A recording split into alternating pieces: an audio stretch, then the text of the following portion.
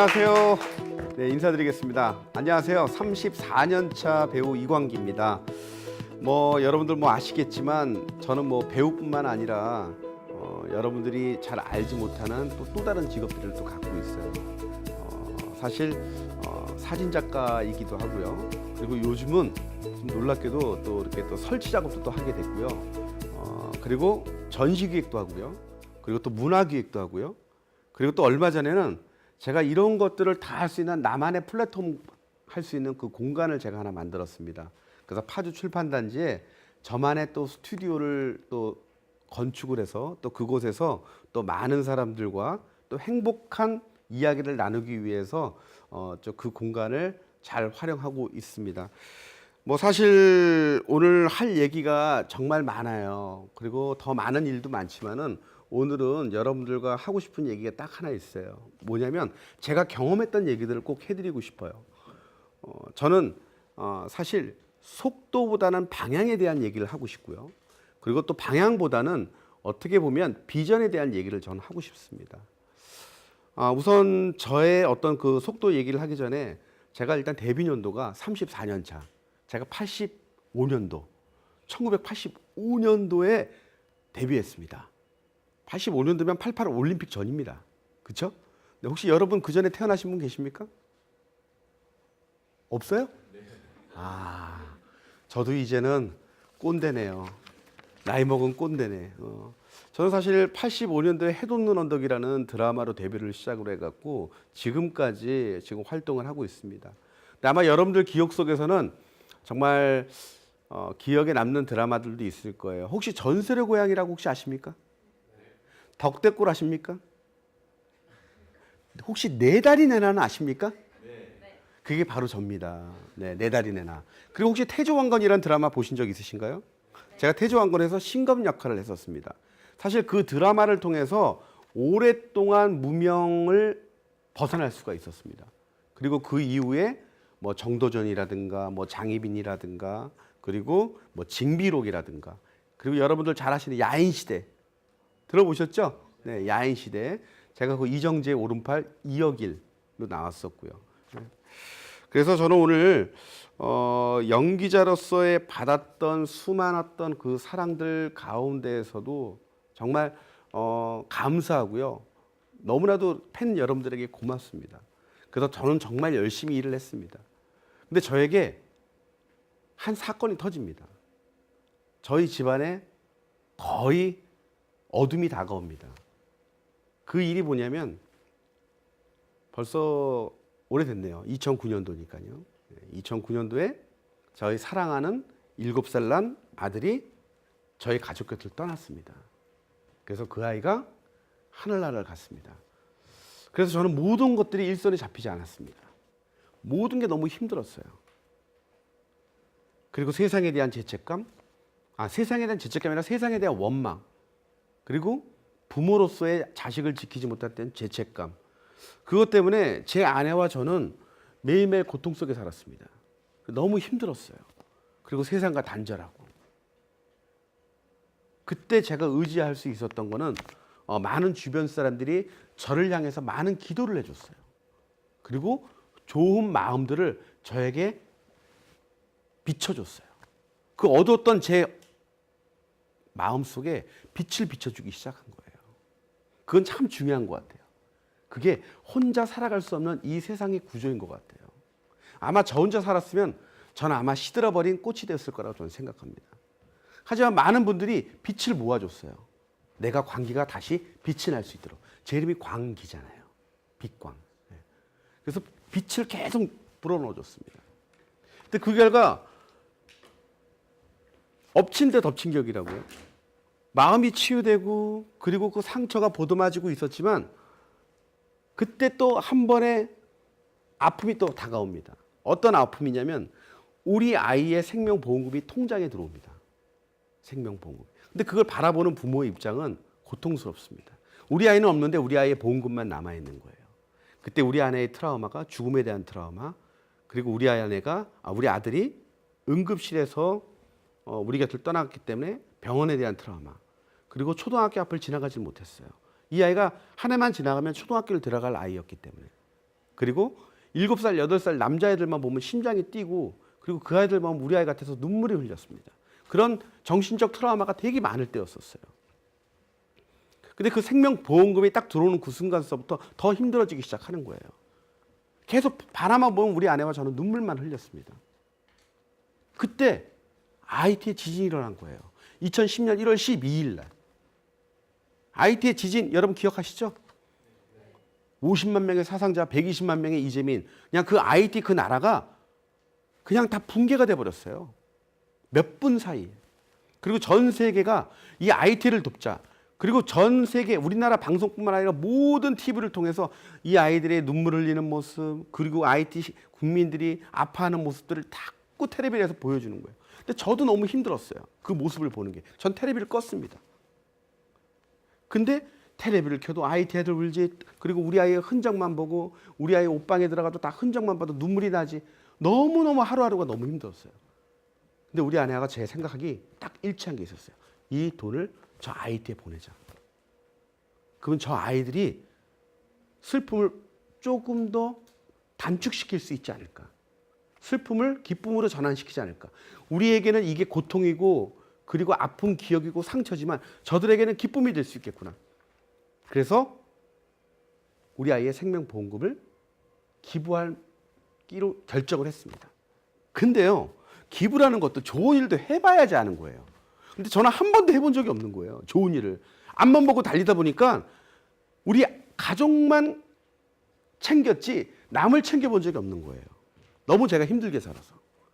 방법을 몰라요. 그때 저를 위해서 빛을 비춰주던 선배님들 가운데서 정혜리 선배님이 계셨어요. 근데 그분이 월드비전 홍보대사이셨어요. 그 선배님한테 전화를 드렸더니만 선배님이 연결을 해줘서 제가 그 석기의 보험금을 월드비전에 기부하게 됐습니다. 근데 그 직원이요. 저한테 가슴을 치는 한마디를 해줬어요. 이광기 선생님께서 주신 석규의 귀한 그 생명보험금이 보도자료 한 번만 나가면 이광기 선생님의 그 씨앗이 10개가 되고 100개가 되고 1000개가 될 수 있고 그리고 수많은 열매가 맺힐 수 있을 것 같다는 거예요. 그때만 해도 IT를 돕기 위해서 전 세계가 모금운동을 할 때였어요. 근데 저는 그 전까지 어땠습니까? 나는 시들어가고 죽어가고 그리고 세상과의 단절 속에서 살아왔었어요. 근데 그 사람의 한마디가 나를 다시 생명이 피었다. 그리고 씨앗이다. 열매라는 표현을 해줬어요. 너무나도 저한테는 그게 가뭄의 단비같이 들렸습니다. 그래서 저는 기사가 나가도 됩니다라고 허락을 했습니다. 그리고 나가자마자 이번에는 공중파 방송국에서 연락이 옵니다. 이광기 선생님과 함께 저희가 IT 특별모금 생방송을 준비 중인데 함께 하셨으면 합니다. 근데 저는 속으로요. 아 이건 좀 오바구나. 이분 나한테 오바하는구나. 나는 텔레비만 봐도 눈물을 흘리고 아프고 상처투성이었는데 저 IT의 현장을 저보고 같이 가자는 거예요. 그건 저한테 너무나도 무리한 요구였어요. 근데 제가 못 갑니다라는 얘기를 안 했어요. 한번 고민해 보겠습니다. 그리고 기도해 보겠습니다. 그리고 전화를 끊었어요. 근데 놀랍게도 정말 고민하게 하더라고요. 그리고 고민을 넘어서 기도하게끔 하더라고요. 그때 어떤 마음을 줬냐면 참 제가 이기적이라는 걸 알았어요. 나만 이 세상에서 가장 아프고 나만 누군가의 위로를 받아야 되는 존재라고만 생각을 했었는데 그 마음속에서 그 고민하는 가운데에서 이 세상에 나만 아픈 게 아니라 나보다 더 상처받고 더 힘들어하는 사람들이 너무나도 많다는 것. 그 나의 상처는 어떻게 보면 배부른 거였구나. 어떻게 보면 내가 IT를 감을 통해서 그들에게 위로해 줄 수 있는 큰 기폭제가 될 수 있겠구나. 그래서 저는 IT로 갑니다. 근데 IT에 가서요. 더 놀라운 거는요. 그곳에 봉사하면서 처음으로 우리 아이가 꿈속에 나타난 거예요. 저는 거의 IT에 가서 혼비백산하고 겁날 줄 알았어요. 두려워했었어요. 내가 과연 저들을 도울 수 있을까? 근데 현장에 도착해 보니까 나보다 더 상황이 안 좋은 아이들이 너무 많은 거예요. 그러니까 그들을 돌보다 보니까 내 아픔을 돌볼 겨를이 없는 거예요. 그러면서 한 아이를 만나죠. 고아원에서. 근데 그 아이를 저에게는 운명 같은 아이였어요. 70명의 고아원생들이 앉아 있었는데 그 아이들에게 제가 설명을 했죠. 나는 사실 한국에서 너희와 똑같은 상황이다. 너희는 부모를 천국에 보내고 나는 너희 같은 아들을 천국에 보냈다. 난 이곳에 온 것은 너희들을 위로해 주기 위해서 날 이곳까지 인도해 주시고 보내주신 것 같다. 근데 이 아이들은 가만히 있어요. 그리고 내가 가져온 선물만 봐. 먹을 거, 옷 이것만 보는 거예요. 근데 하나에만 저쪽에서 보석처럼 눈을 반짝반짝 빛나는 거예요. 제가 가봤죠. 그러니까 보석이 아니라 피부색 검은 아이가 눈에 눈물이 송글송글 맺혀 있는 거예요. 근데 눈물의 의미가 뭘까요? 뭘까요? 배고파서? 아니죠. 그리움이죠. 부모에 대한 그리움.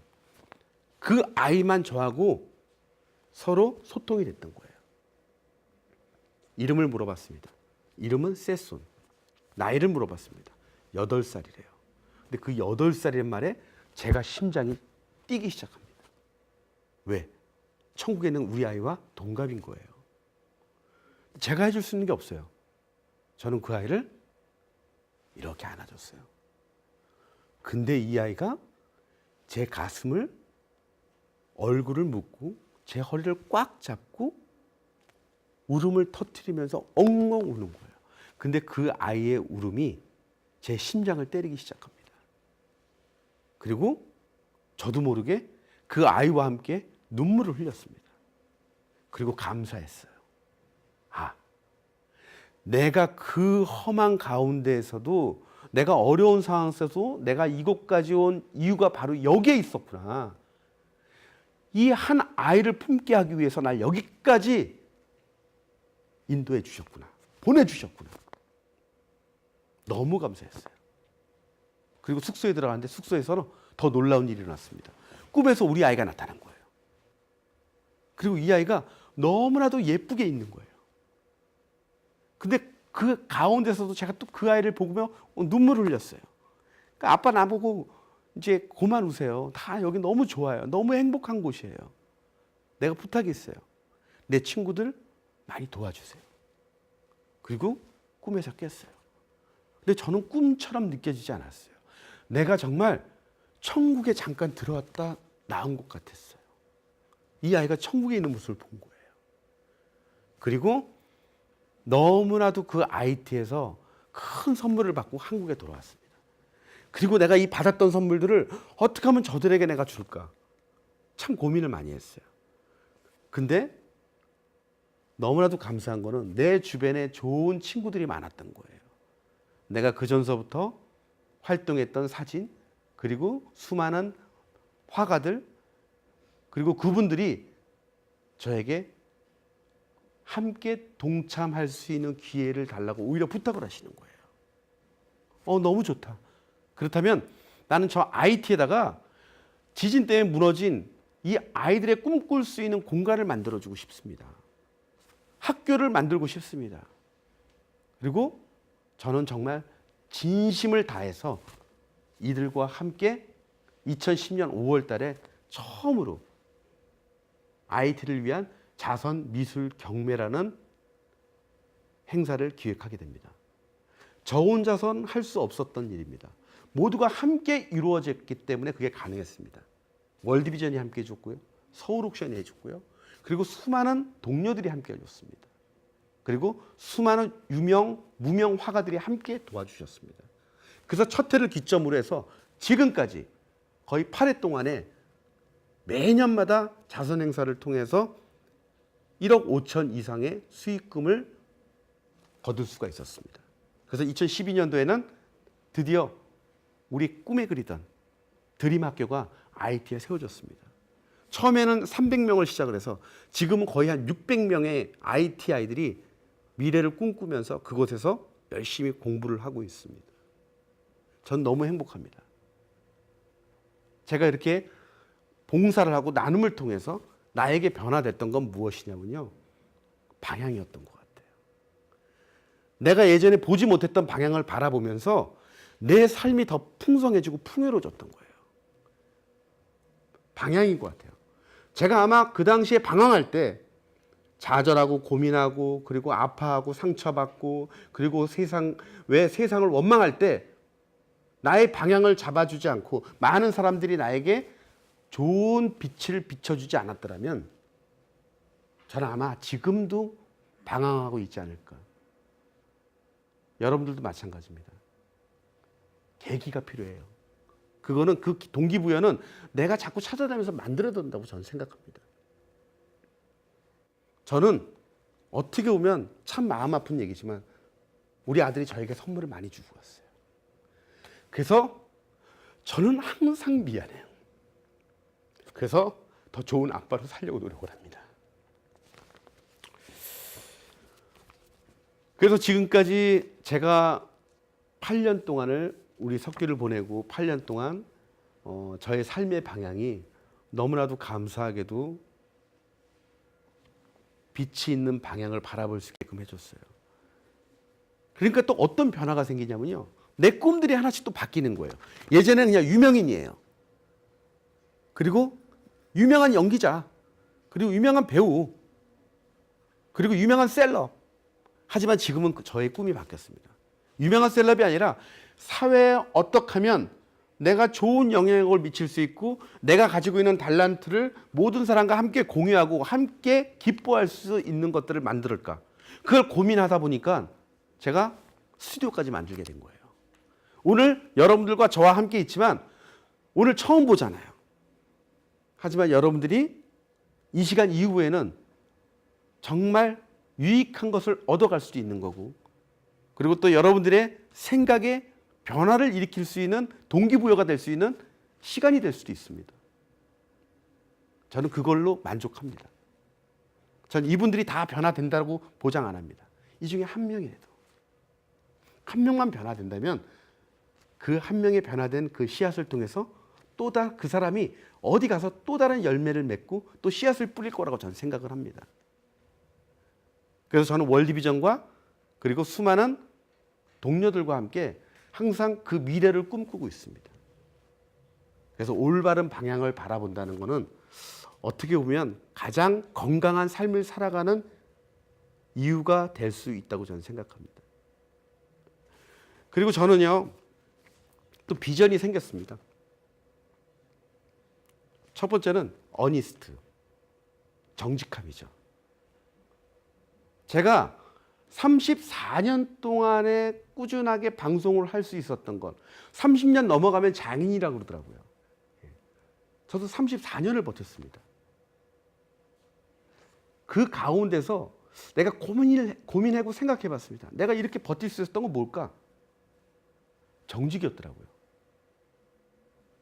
예전에도 물론 정직했지만 물론 그 사이사이에 장기도 부렸을 거예요. 100% 내가 성인군자가 아닌 이상 어떻게 맨날 100% 정직했겠습니까? 하지만 그 정직한 그 끈을 놓지 않고 갔다는 거죠. 중요한 거는 우리는 항상 이 사회는 흔드는 사회입니다. 항상 착한 사람을 흔들어요. 하지만 그 흔들렸을 때 그 끈을 놓아버리면 이 사람은 영원히 끝나버립니다. 근데 그 끈을 계속 붙잡고 가잖아요. 그러면 그 정직함이 이길 수 있는 사람은 아무도 없다고 저는 생각합니다. 그리고 그 정직함 때문에 제가 지금까지 방송 활동을 오랫동안 할 수 있었고 그리고 정직함 때문에 많은 사람들이 내가 좋은 일을 할 때 나의 왼팔이 돼주고 오른팔이 돼주고 함께 동참해 줄 수 있는 어떤 힘이 되지 않았을까 생각합니다. 또 하나는 유니버셜이에요. 유니버셜. 이제는 한 곳만 바라보면 안 됩니다. 이제 세계를 바라봐야 돼요. 정말 저는 아프리카도 많이 가봤습니다. 그리고 동남아시아의 어려운 지역도 가봤습니다. 근데 그 지역의 아이들을 보면 가슴이 아파요. 정말 우리는 행복하게 살고 있구나. 그리고 우리는 이 세상에 너무 화이트 칼라만 있구나. 그리고 주어진 일에 감사함을 모르고 살았구나. 작은 일에 감사함을 참 모르고 살았구나. 근데 저들은요, 작은 것 하나에도 엄청 감사해요. 제가 100원짜리 핀 하나만 갖다 줘도요, 이 아이들은요 어마어마한 보물을 선물을 받는. 그만큼 우리는 작은 것에 감사하는 그 감동이 행복 지수도 그렇고요. 저 아프리카 가난한 나라보다 못한 것 같아요. 왜? 우리가 너무 주변에 많은 것들이 너무 많아요. 좋은 것들이 너무 많아요. 볼 것도 너무 많아요. 그리고 바라볼 방향도 너무 많아요. 하지만 그 수많은 방향 중에서 여러분들이 어디를 보고 바라봐야 될 것이냐. 그건 여러분들의 숙제입니다. 그건 누구도 정답을 알 수 없어요. 우리 딸도 요즘 방황하고 있어요. 미래를 걱정하고 있어요. 하지만 제가 해줄 수 있는 얘기 없어요. 저는 오직 그 아이가 좋은 방향을 바라볼 수 있게끔 옆에서 응원해 주는 게 부모의 역할이라고 저는 생각합니다. 내가 인도해주면 그게 결코 올바른 방향이 아니거든요. 그리고 또 하나는 뭐냐? 기프트입니다. 기프트. 선물. 저는 정말 선물을 많이 받았어요. 그리고 선물도 나눠주려고 노력을 했어요. 내가 받은 선물은 또 누군가에 줘야 돼요. 그게 순리라고 저는 생각하고 순환이라고 저는 생각을 합니다. 그랬을 때 주변에 많은 사람들이 나와 함께하는 겁니다. 이 사회는 더불어서 사는 사회라고 저는 생각합니다. 그래서 어니스트와 그리고 유니버셜 그리고 기프트. 응? 그 앞에 약자를 다 따봐봐요. 뭐예요?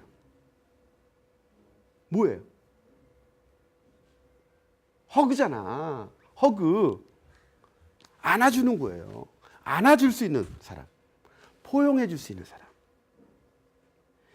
이제는 나보다 부족한 친구들에도 나보다 잘난 사람이라도 그 격을 두지 않고 모두를 포용할 수 있는 사람. 그리고 나를 사랑할 수 있는 사람.